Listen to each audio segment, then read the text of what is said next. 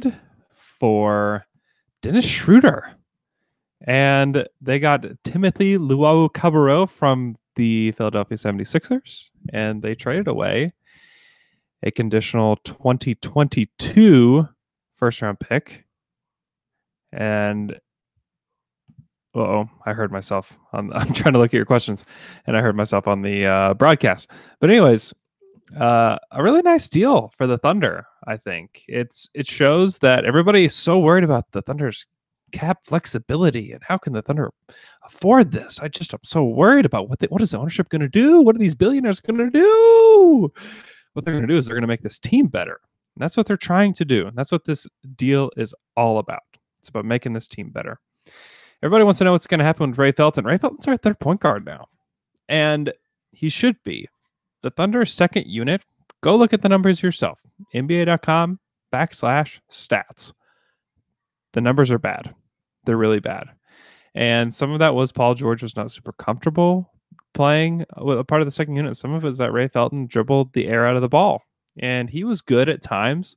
But now I think you have a deeper team. If you have Russell Westbrook go down for a game or two, you don't have as big of a drop-off now. If you even have Schroder go down, then you have a capable backup behind him.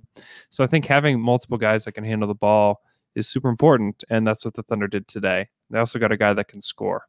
So I think it's a great deal for the Thunder. Someone asked, Casey asked, is TLC any good? Never heard of him before this trade. Yeah, he's a guy that was kind of deep on the bench for the Philadelphia 76ers. He didn't play a lot for them down the stretch, but he's a Thunder guy through and through. He's a guy that is super athletic, and he's still learning to be an NBA player. He's going to be similar to Ferguson, Diallo, TLC are kind of similar in a way that they're all kind of learning the game. And TLC's he's probably has a more developed body than those other two guys. But I think that Presti's, what he's doing is that he's getting as many of these athletic wings as he can, all on the roster, and trying to see, can I get one of these guys to hit? Let's say that Robertson is not the same guy. Can one of these guys hit? Can one of these guys play minutes? And so he's just doing what he's always done and try to get athletic wings. And if one of them works out, great. I think that he's taking a swing. I think you can include Burton in that group as a guy that they believe in. So I think that it's a really interesting move. I didn't love it before the TLC pickup, but now I really like it. I think giving up the pick for TLC makes some sense, is basically what the swap is. Even though that pick goes to Atlanta, you can kind of think of it like that. So I really like it for the Thunder.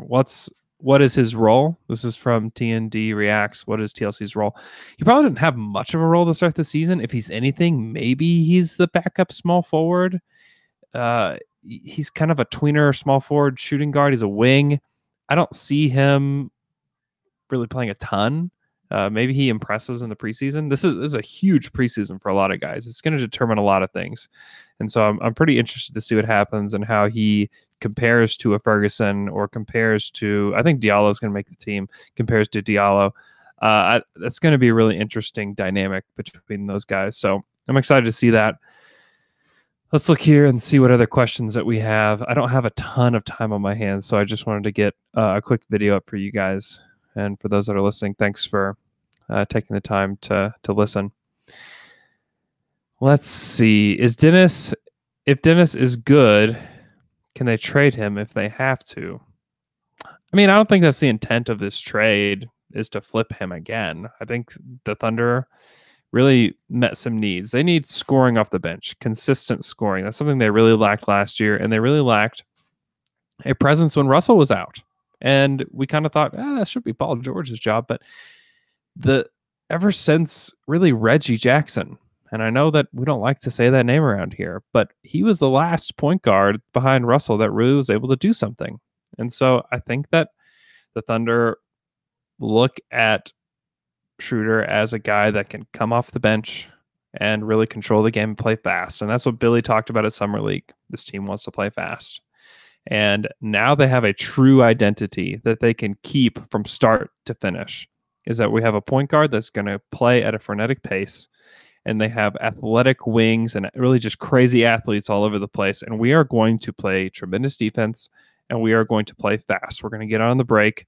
We're going to play fast, and that's their identity. And I think it's going to be much better than last year, where the identity was, yeah, we have Russell, we have Paul, we have Melo, and let's see what happens. I mean, it'd be cool if we were good, but now they have a true identity. This is a defensive-minded team that is going to run, and they're going to try to score, 110 points every night. That's going to be their goal. Alex Campbell, do you think Dennis can be the new Reggie, like sixth man? Yeah, I think that's the idea, is that he's going to be the sixth man. So what minimum guy could OKC go after if it stretches Singler? I don't know if they stretch Singler. I think they can trade him to somebody and give cap relief to somebody, or at least trade him into somebody's space. I think that's a possibility. Maybe you attach one of the second round picks to him and say, hey, Sacramento, here's Kyle Singler, and they may take it. That may be enough for them to take it. So I don't know that they stretch him. I don't think the Thunder like the idea of stretching a player where you're going to have to, not only are we going to pay Singler this year, but we're going to pay him the next year, and the next year. Do you want to do that? I don't think so. I don't think the Thunder want to do that. I don't think that's why we're not talking about Carmelo Anthony being stretched and waived right now. Everyone's so concerned about the money situation, but the Thunder were more concerned about having a good product on the court, which really shows, today we should be commending Sam Presti, and we should certainly be commending the ownership group, because the ownership group approved this. They're the ones who say, Sam, go get talent, make this team better. And then Sam went and did it. So really a tremendous job by Sam, but also commend the ownership group for letting him use Carmelo as a trade chip rather than just a way to save them $100 million. Because there's no bones about it. They know that they could have saved $100 million. They know it. And they decided that they would rather have a better team. So it's good. This is a great move for the Thunder.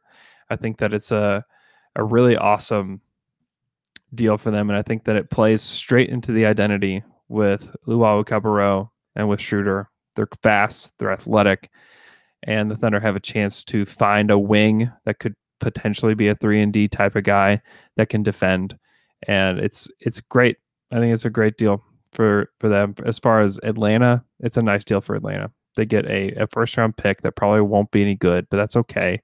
They're still rebuilding. You can find guys in the 20s sometimes. It's a fine chance that they took, and they get off of Schroeder's money, in which they drafted Trae Young. Dennis does not have a place on that roster, and they get a get out of jail free card with him. And so that was kind of the goal there. And then with Philly,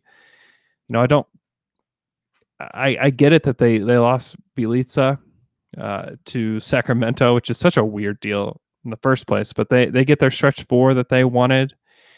And they also trade away 2 wings, which is kind of interesting. I don't particularly love it in that aspect, but they may think that they have enough moving forward. So it's an interesting trade for all 3 teams. So I think it's a win-win between OKC and Atlanta, and then it remains to be seen what it looks like for Philly. But I think it's a nice deal. I don't know if they would go after Jamal Crawford. T&D Reacts asked another question about Jamal Crawford. I don't know. I don't know if they do that. I don't know that they need another guy that needs the ball in their hands now that they have Dennis on the team. Let's see. I'll answer a couple other questions, then I've got to go make some spaghetti for my kids. Everybody wants to know what happens to Ray. He plays mostly not much.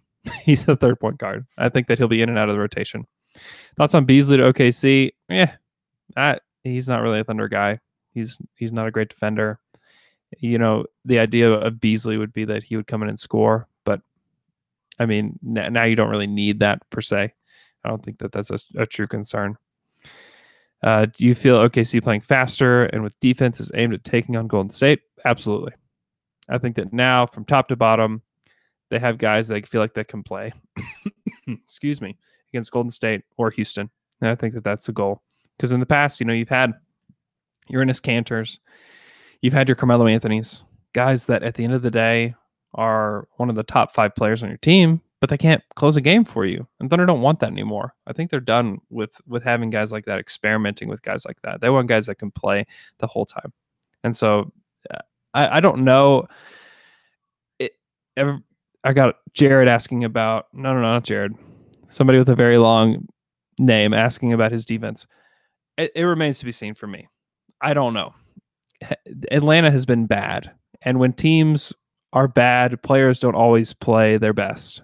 And so if Schroeder's coming in and playing just a few, 20, 25 minutes a game, and maybe he's going to push for more than that, or maybe he'll deserve to do that, or maybe Russell will be willing to play off the ball a little bit, or maybe he is. I don't know.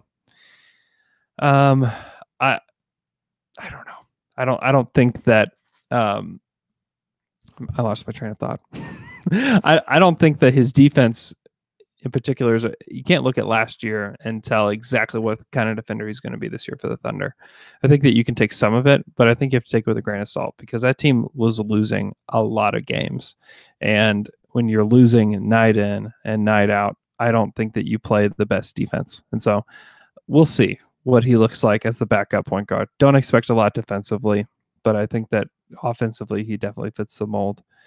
Is Patrick Patterson starting? That's what I would do, but I'm also a lot dumber than Billy Donovan and all these other guys. So I think that Tupat makes the most sense as a starter, as a spot up shooter, ball mover guy. So I wouldn't be surprised to see that. I don't think the Raptors are going to move Kawhi. OKC 0137. I think they're going to try to make it happen with him. So I hope you guys have a great day. OKC Dream Team will be released tonight. Hopefully, we're trying to make that happen. So subscribe to that, patreon.com/OKC Dream Team. It's a great show. We'll have John Hamm, Royce Young, and myself. So please go check that out. Down to Dunk. You can go and find that on iTunes. It's free. You can listen to that. It'll be up tomorrow morning. So we'll have a lot of content coming your way.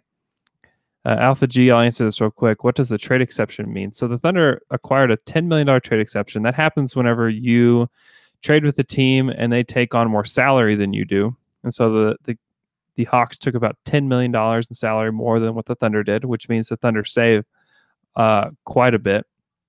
They're actually saving over $71 million this next year with the trade. And so they're getting pretty close to that $100 million number that we were talking about. So it's pretty good for the Thunder that they not only acquired talent, but they also save a ton of money. So they get this trade exception and they have a year to accept any salary or any player that makes $10 million or less onto their books, and if they're willing to pay for it. And so they could go out and, like, say the Cavs just totally suck. They say, hey, listen, we'll take Kyle Korver off your hands and we'll give you a second round pick. How about that? And so that's kind of what a trade exception is. So they have a year to use it. It's pretty nice to have that in the off season. Usually those expire. Usually you don't use them, but the Thunder, as capped out as they will be, they will need resources to make their team better. And it's just another resource. So have a great night. Going to go make some spaghetti. We'll talk to you guys on OKC Dream Team and then Down to Dunk later on.